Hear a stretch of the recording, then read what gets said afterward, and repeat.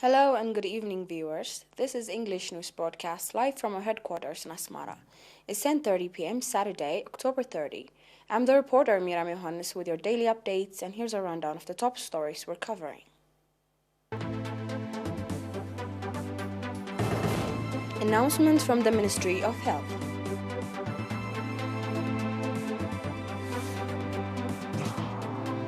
Training for members of PFDJ organizations in Europe.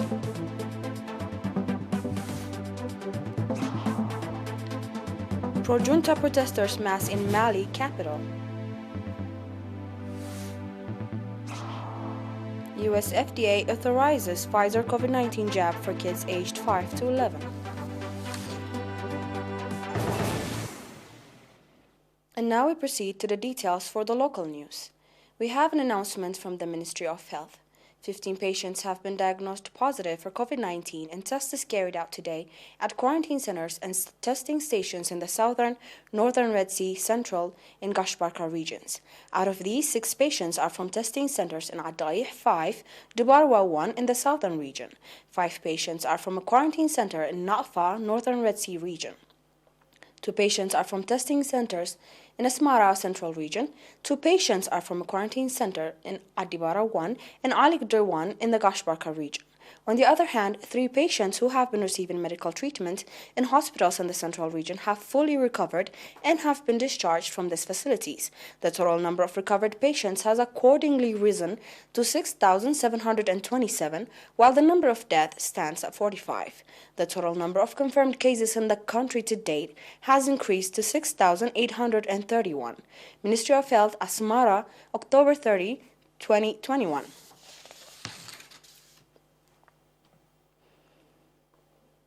Fifth round training for members of the PFDJ organizations in Europe was conducted from 17 to 24 October in Geneva, Switzerland.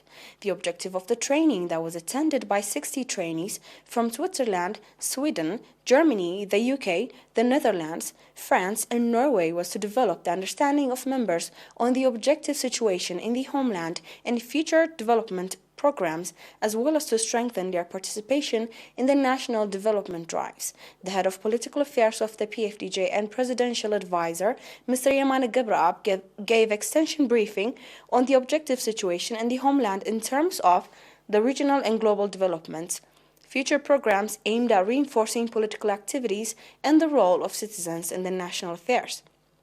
Mr. Hagos Gabrahiwat, head of the economic affairs of the PFDJ, also gave briefing virtually on Eritrea's economic development, vision and policy, as well as future development and investment programs.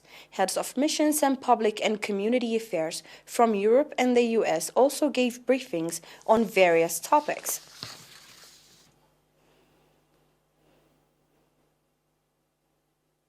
Nurse Sirak Debas, head of the Ministry of Health branch in the Barawa subzone, reported that so far 28 villages in the subzone have conducted community-based environmental sanitation programs. Nurse Sirak went on to say that, as a result of the sustainable environmental sanitation activities, the prevalence of communicable diseases have significantly been reduced, indicating that community-based environmental sanitation program has been introduced in 2008 as a project. Nurse Sira called on area administrators to encourage the remaining 54 villages to introduce the program. Mr. Froengil Haimanot, administrator of the subzone, on his part, commending the residents of the 28 villages for their accomplishment of the program, called on the remaining villages to follow the noble example.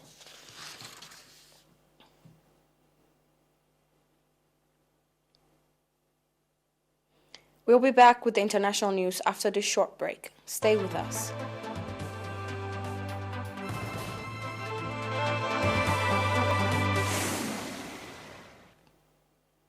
Welcome back.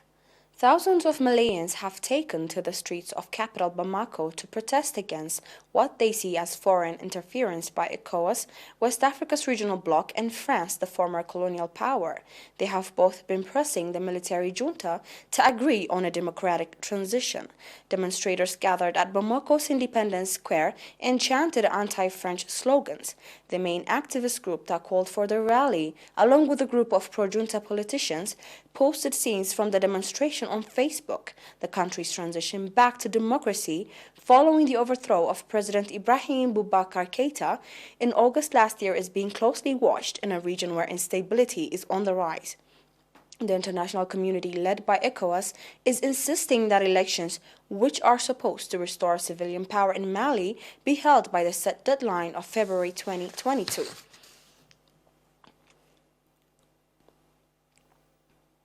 The U.S. Food and Drug Administration, FDA, has granted emergency authorization for the Pfizer-BioNTech coronavirus vaccine to be given to children between the ages of 5 and 11 years.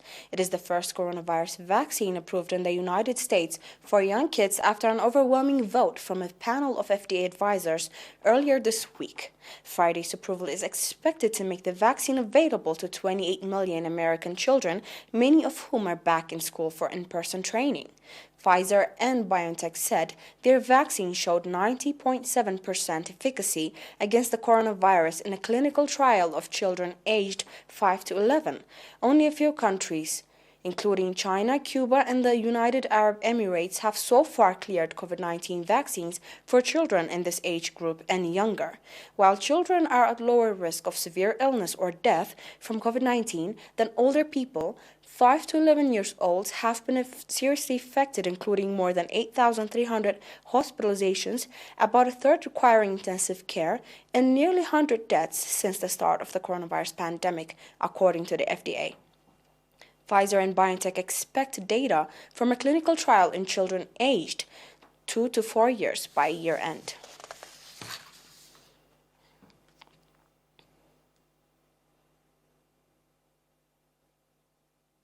The European Commission has temporarily halted funding for the United Nations World Health Organization in the Democratic Republic of the Congo after employees of the organization were found last month to have been involved in cases of sexual abuse in the African nation. The European Union was providing funding to World Health Organization programs in the Democratic Republic of the Congo aimed at tackling Ebola and COVID-19. In a statement on Friday, the European Union executive said it has temporarily suspended the payments and will refrain from awarding new funding related to the humanitarian activities undertaken by the WHO in the Democratic Republic of the Congo. An independent investigation commissioned by WHO identified more than 80 alleged cases of sexual abuse during the Global Health Agency's response to an Ebola outbreak in the Democratic Republic of the Congo, including allegations implicating 20 staff members. The panel recorded at least 9 allegations of rape. The European Union had mobilized considerable support to tackle Ebola outbreaks in the Democratic Republic of the Congo from 2018 to 2020. It was currently providing funding to a range of programs, including tackling fresh Ebola outbreaks and the COVID-19 pandemic.